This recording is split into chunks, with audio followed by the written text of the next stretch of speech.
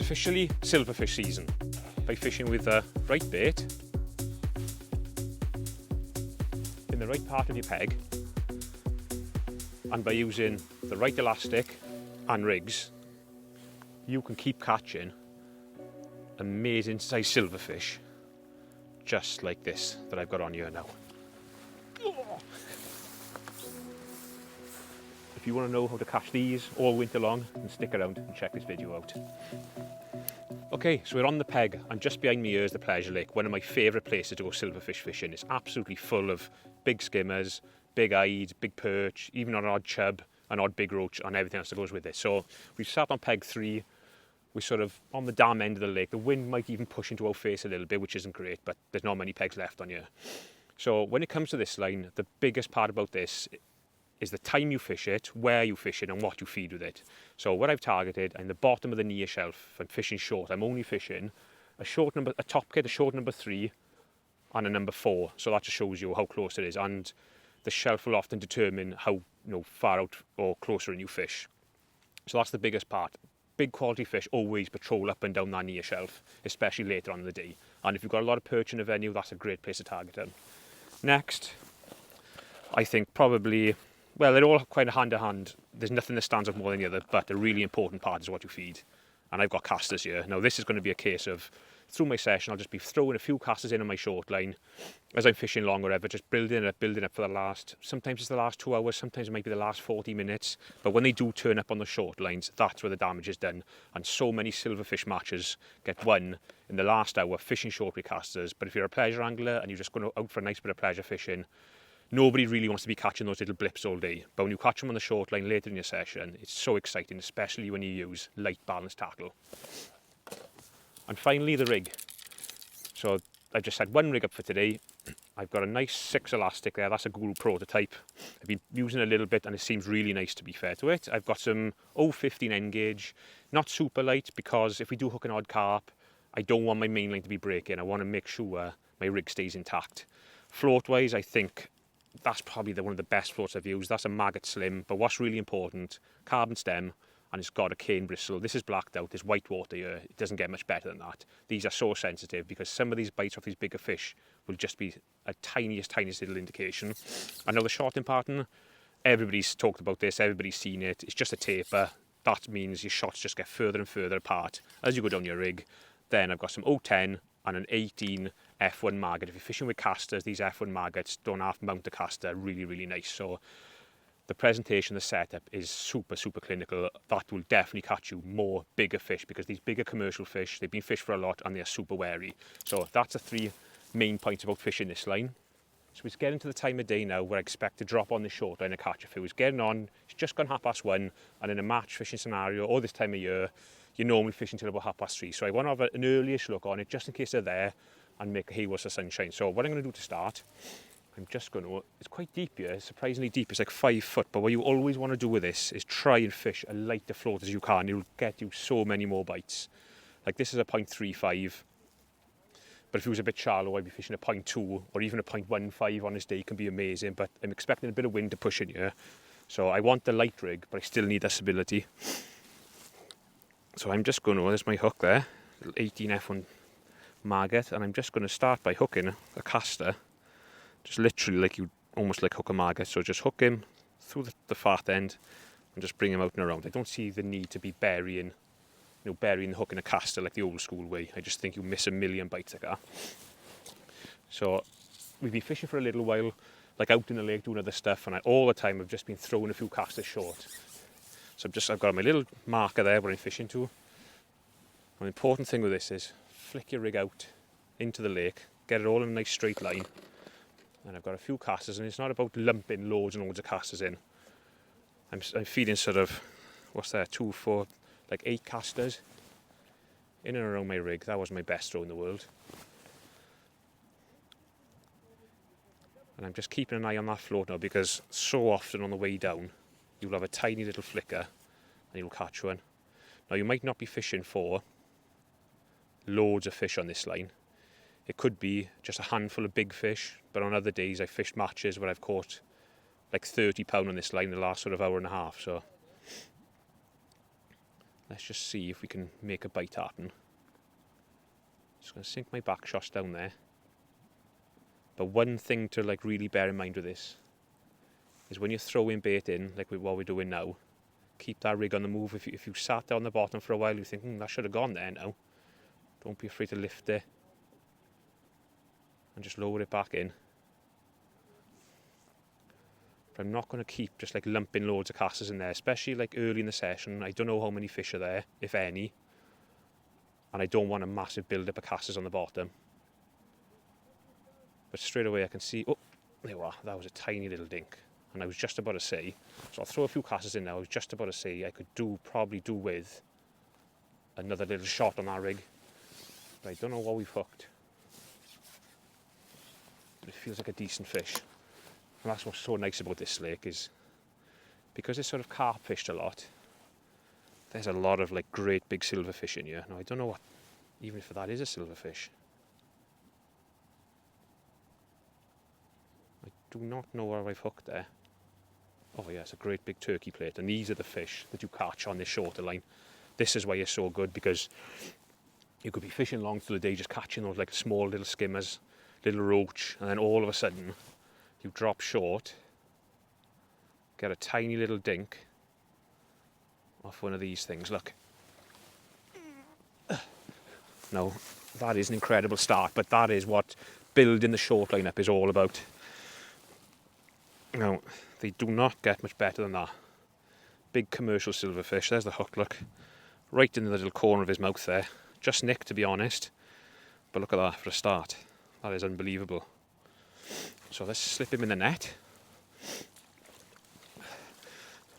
Wow. I didn't expect one of them as quick as that, to be honest, but that is the beauty of building up that shorter line and not going on it through the day when you shouldn't, and not feeding loads and loads of bait there. So let's put a little trimmer on that rig, because that is sitting up like a bit of a sore thumb, and that fish didn't even pull that float under. It was just a like, little sharp dink, and I whacked it. So I've got a little number 12 microcube. I'll just slip him on just over my top shot there. But if that wind gets up, I can always ping that little shot off if you can't see the rig tidy. So I'm going to do it exactly the same again. Just hook it like a maggot through the top. So just pick out, like, try and get the best casters you can get. The bigger the better. That'll just help you with the accuracy of your feeding. That's quite a, and then I always try to pick out like a nice sort of, golden one or a slightly darker one. Don't tend to use the white ones too much, so there you are. He's on. Just tension that elastic. That elastic's sticking a little bit because these top kits have been in my bag wet for a while from Whiteacre. So again, make sure that rig is flicked out in a nice straight line. And I have fed a few casters, but I just want to flick a few more in. There we are, it's better. But like, as you can see there, we're not hammering casters in hand over fist. Just flicking like half a dozen in every now and then you can, that's better, that float's better now. You can get a little read for what's happening then. What I don't want to do is be really positive to start, have too many casters on the bottom, you just can't get a bite. I just had a little indication again there, which is a good sign. It's hard to see that float now because there's millions of it's a bite. There's millions of little bubbles on the surface. And when I'm fishing with casters, if I missed a bite like that, I'll always just bring it back and check it. I haven't split the caster. But this is a good sign. Really good. So again, I'm just going to flick a few casters in there.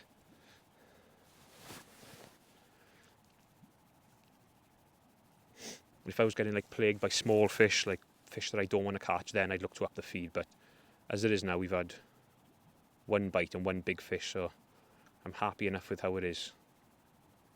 But it could change through the session, but let's just see what happens here. You're probably not going to be able to see that float on the close up there just because of all those little bubbles, which is a bit annoying really, because it's nice seeing the float going under. So I'm just going to keep my eyes on that, because sometimes the smallest little indication can be those great big skimmers.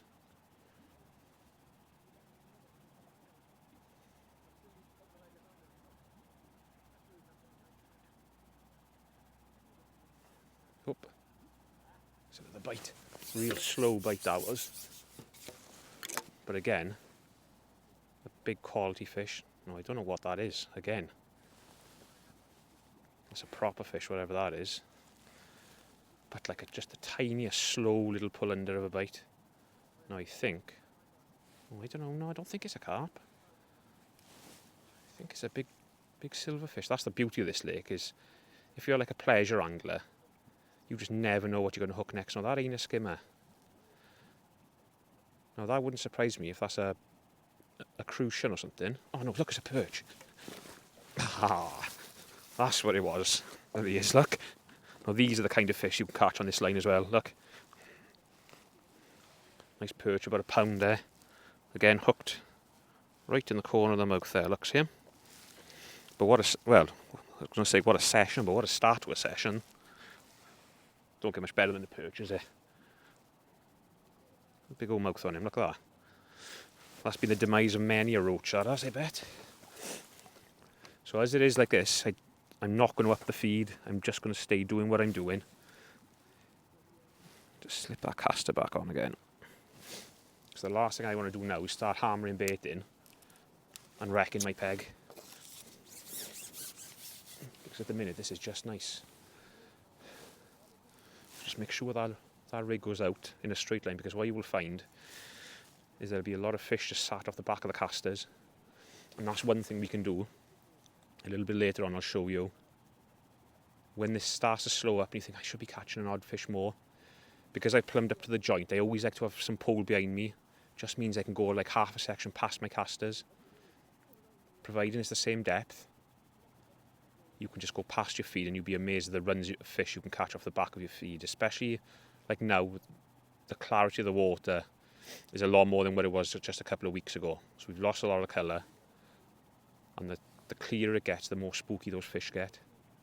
And that's another reason why fishing this line at the right time of day, later in the day, as that sun is just going to, you see to my right there, that sun is just going behind the trees now, and now is the time to catch them. You don't really want to be on this line when the sun is like right above you, bright on the water. This is how we want it. If anything, a little bit of cloud cover would be even better, but we're still having an odd bite, so it's not too bad. See, there's like a tiny little sign there, a little lift, look. So we've got some fish in the peg, and what's nice is when we get a bite, it isn't a micro fish, it's like proper quality fish.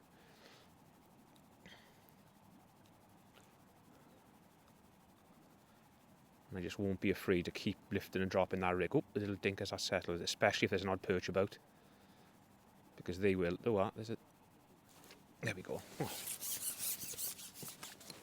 Just as I said, there's no little fish about. Backfired on me big time. So if you catch another one of them, you can start looking up the feed a little bit, because I do not want to catch them. I want to catch quality only on this line.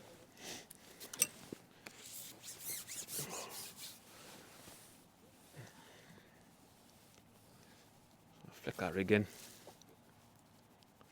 What I'll do now, instead of throwing just one lot of casters, I'll just throw like 6 casters twice, like that. Okay, since we had that foul hook skimmer that sort of charged around the peg a little bit, we've not had another sign. So what I'm going to do, and something I do a lot in my fishing, especially for like winter silverfish, is actually fishing past my feed. Now, at the start I made sure when I plumbed up past to make sure it's still on the bottom, and I'm at the furthest point in my peg where I can use the same rig on 2 lines. So I've got my little white bit of tape there. There's this joint I was fishing to. So that's where we've been fishing, but I've got a bit of tape, and I know if I stay on that bit of tape, I'm still perfectly presented. I'm not off bottom. If I go any further than that, my caster's going to be off the bottom. So let's see, after that bit of disturbance, if those fish have just backed off a little bit. But the one thing I'm going to have to make sure now is, when I throw my casters, I'm not trying to hit my float there. Just want to keep dropping them in short, like that. I want my hook bit, the only bit of bait past the feed there, so just bear that in mind. Don't try to throw it around your float when you're fishing past your feed. This is almost like a bit of a safe zone, really. Like, you'll have an odd caster that'll get flicked past there through the day just by accident, and those fish will often just sit off the back. especially if you've had like a lot of disturbance in and around the feed there. So we'll have a quick little look on this, and then hopefully in a couple of minutes, when everything's just settled down a little bit, we can come back onto those casters then and catch a few more.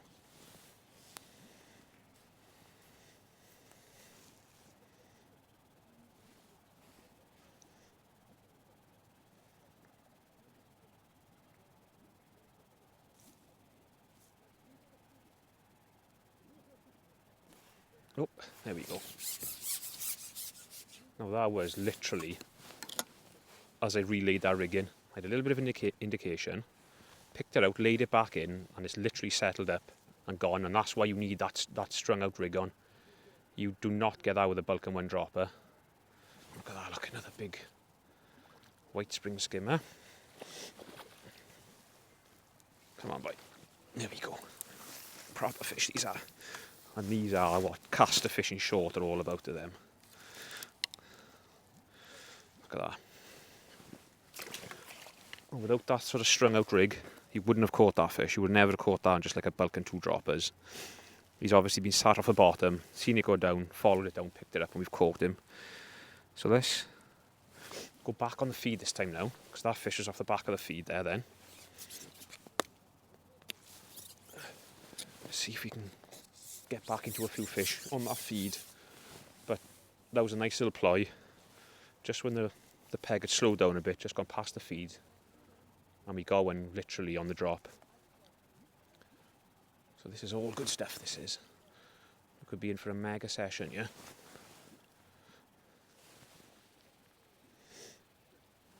Oh, tiniest little dink, and in typical Welsh fashion, it's started raining, but it's sunny at the same time. So I'm not quite sure what's going on with that, but that was the tiniest little indication. And that's why using like these Market Slims with that little cane bristle really shows up those little tiny dinks. Look at that, another big White Springs Pleasure Lake skimmer. Great fishing, even pleasure fishing is just so enjoyable fishing like this. Nice light elastics, light lines, but fishing for good quality fish. You know, he's mint, that one, look. Just a little bit of Welsh sun on him there as well. Look at that. But I think you can see just from, you know, we haven't been fishing long, but how quickly you can rattle up a weight from nowhere. Even if you had a real struggle throughout the day in the match, this line can often get you out of out of big trouble, whether you just win a section or even just come from nowhere and win the match. But it's always a line I'll definitely have set up wherever I fish for silverfish. I'll always have this line on the go. So I'm just going to flick a few casters in there again.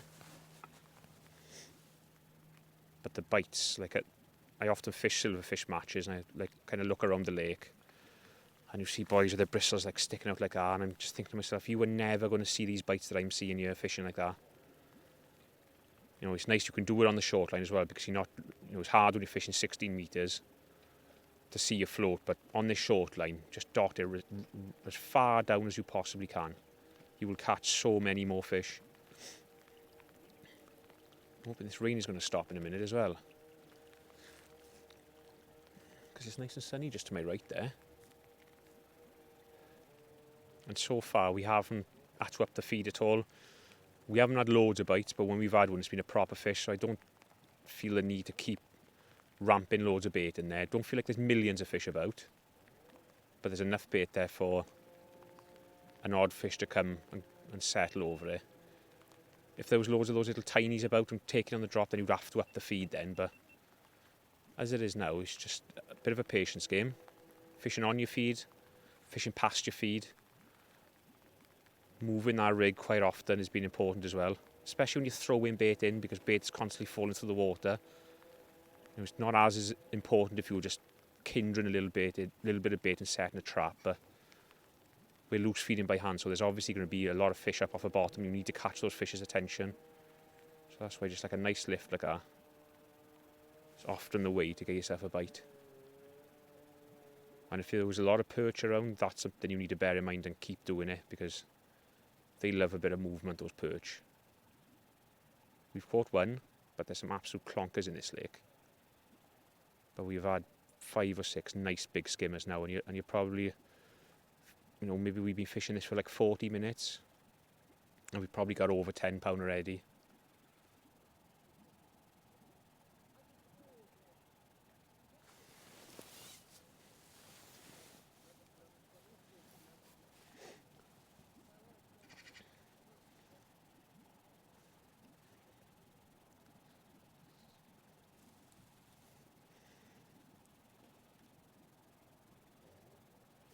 Oh,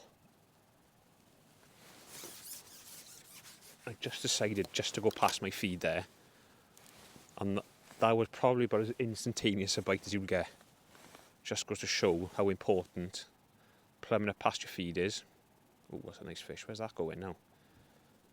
Because every time I drop in my feed and I can't catch one, just by going past my feed, I'm getting a bite. I tell you what, that could be a chub, that could be. There's a few nice chub in here. And that's fighting quite hard. It's banging his head there. I don't think that's going to be a skimmer. Oh, it's another perch.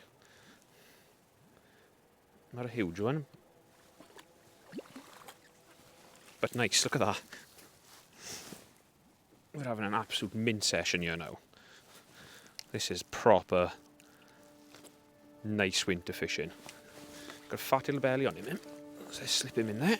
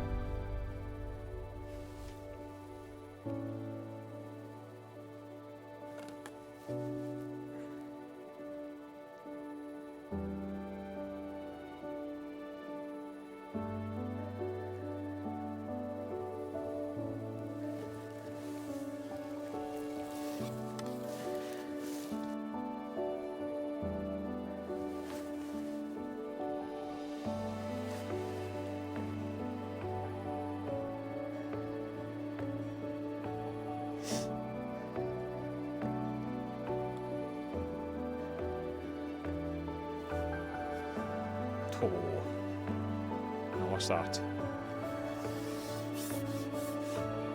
It's a quality fish, and I think I'm going to make this one the last one of the day, because it's starting to get cold now, and we're literally just coming up to about the time the match would end. So I reckon, just from that video, it's quite clear to see that being on the right line, the right time of day, but by fishing the right bait, those casters are so important.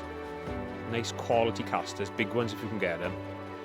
You can have, a nice skimmer. You can have a fantastic end to either your pleasure day or your match, just by fishing short like that. I can see him fighting, the water's so clear, I can see him right down there. So there we go. We are going to finish on that. I hope you've enjoyed that short tutorial on the short line. Just goes to show how effective casters are, and look at that for the skimmer to end on the short line. Don't get much better than that. I absolutely love this kind of fishing. Probably my favourite kind of fishing is fishing for these big quality silverfish in the winter time. Now all these commercials all around the country it'll be full of fish like that. So rather than targeting carp and F1s this winter, get out on the bank, target some silverfish, because the fishing is absolutely spectacular.